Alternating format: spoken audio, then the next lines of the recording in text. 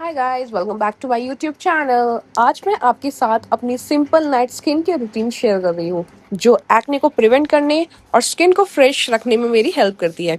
सबसे पहले मैं प्लम के ग्रीन टी टोनर को कॉटन पैड और अपने फेस पर स्प्रे करती हूँ। फिर अंडर आईज, मेरा पूरा फेस, माय नेक एरिया को जेंटली वाइप करती हूँ ताकि बची हुई डर्ट और इम्प्योरिटीज अच्छे से रिमूव हो जाए। उसके बाद मैं राइस वाटर स्प्रे अपने पूरे फेस पर स्प्रे करूंगी और उसे नेचुरली ड्राई होने दूंगी। जब ये वाला मेरा प्रोसेस पूरा कंप्लीट हो जाएगा, उसके बाद मैं फॉक्सटेल मॉइस्चराइजर लगाकर फेस और नेक पर अच्छे से मसाज करती हूँ ताकि स्किन हाइड्रेटेड रहे। बस इतना ही नहीं, रुको, सबसे इम्पॉर्टेंट स्टेप तो है, इससे पहले आता है क्लेंजिंग। मैं हमेशा कोई भी स्किन केयर प्रोडक्ट लगाने से पहले अपने फेस को प्रॉपरली क्लेंस करती हूँ। इस स्टेप को कभी स्किप मत करना। पहले क्लेंस करो, फिर टोनर, फिर हाइड्रेट और फाइनली मॉइस्चराइजर लगाओ। Bye bye.